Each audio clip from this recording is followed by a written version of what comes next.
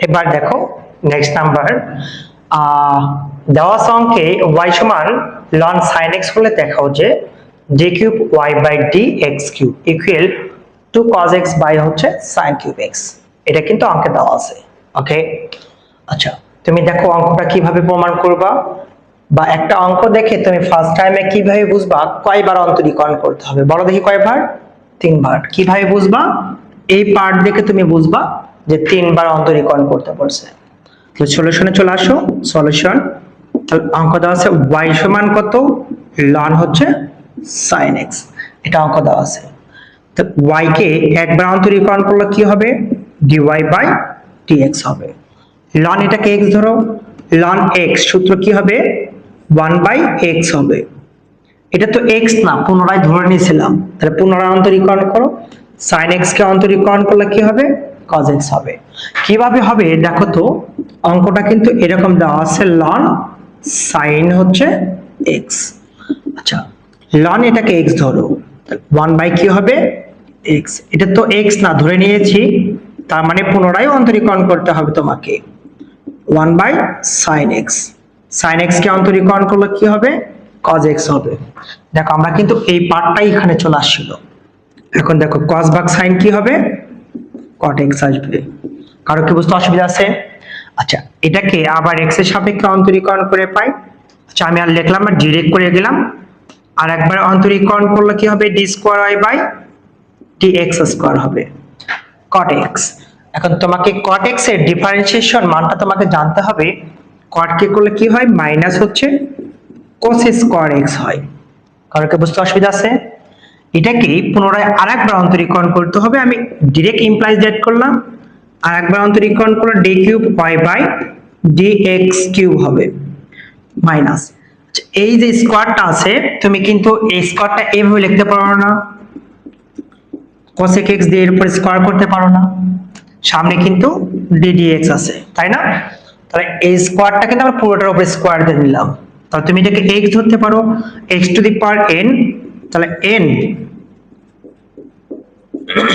x to the power n minus 1 হচ্ছে। এটা কিন্তু x না, তুমি মনে করে এসো, তাই পুনরায় অন্তরীকরণ করতে পারো cosec x। তাহলে দেখো তো 2, এখানে আসছে cosec x, cosec কে অন্তরীকরণ করলে কি হয়, মাইনাস হচ্ছে cosec x হয় ইনটু হচ্ছে cot x হয়। আমরা এটা ডিফারেন্সিয়েশন ভেঙে দিলাম, আমরা এখানে একবারে করব। তাহলে x to the power n ধরো, তাহলে n x to the power n minus 1, 2 থেকে 1 বিয়োগ করলে এটাই হয়, কিন্তু এটা কিন্তু x ছিল না, তার মানে পুনরায় অন্তরীকরণ করতে হবে। cosec কে অন্তরীকরণ করলে মাইনাস cosec x ইনটু হচ্ছে cot x হবে। ওকে, মাইনাসে মাইনাসে কি হবে, প্লাস হয়ে যাবে, d cube y by dx cube, মাইনাসে মাইনাসে প্লাস 2, cosec cosec গুণ করলে কি হবে, cos স্কয়ার x হবে। থাকলো শুধু কি, এখানে cot x থাকলো। কারো কি বুঝতে অসুবিধা আছে? এখন দেখো d কিউব y বাই হচ্ছে dx কিউব, 2 রেখে দিলাম, cosec থিটা, cosec কে ভাঙলে কি হবে, 1 ভাগ হচ্ছে sin theta, cot theta, cot কে ভাঙলে কি হবে, cos ভাগ হচ্ছে sin x হবে। কারো কি বুঝতে অসুবিধা আছে? আচ্ছা এখন একটু আমরা মই উঠে নেব, d cube y by dx cube, d cube y by হচ্ছে dx কিউব ইকুয়াল 2 কে 2 দ্বারা গুণ করে দাও, তাহলে কত আসে, 2 cos x আসে, divided sin square x sin x গুণ করলে কি হবে, sin কিউব x আসবে, P R O V E D প্রমাণিত। দেখো এই মানটা কিন্তু এখানে চলে আসে। কারো কি বুঝতে অসুবিধা আছে? দেখো তো অঙ্কটা আরেকবার, y ইকুয়াল টু এত হলে দেখাও যে d cube y by dx cube equal to 2 cos x ভাগ হচ্ছে sin কিউব x। আচ্ছা দেওয়া আছে y ইকুয়াল টু এত, y কে একবার অন্তরীকরণ করো, dy by dx, ln x 1 by x, x না আবার অন্তরীকরণ, sin কে করলে cos x, যা আছে তাই। cos ভাগ sin কে অন্তরীকরণ করলে cot x হবে। আচ্ছা cos ভাগ sin কে করলে কি হবে, cot x হবে।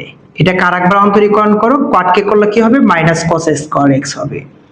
আচ্ছা এখন দেখো এটাকে আবার অন্তরীকরণ করো, x to the power n ধরো, n x to the power n minus 1 ধরে নিছি, পুনরায় অন্তরীকরণ cosec k করলে minus cosec x into cot x হয়, আমরা ওখানে ভেঙে দেওয়া হয়েছে যা আছে তাই, মাইনাসে মাইনাসে প্লাস 2 cosec, আর cosec গুণ করলে cos square x into cot x যা আছে তাই, 2 রাখলাম, cosec থিটা 1 ভাগ sin থিটা স্কয়ার ছিল স্কয়ার দিয়ে নিলাম, cot কে ভাগলে cos ভাগ sin থিটা হবে, 2 একে 2, 2 দ্বারা cos কে গুণ করলে 2 cos x হবে, sin স্কয়ার sin গুণ করলে sin কিউব x হবে। এটা হচ্ছে প্রমাণিত। কারো কি বুঝতে অসুবিধা আছে? আবার কি বলবো?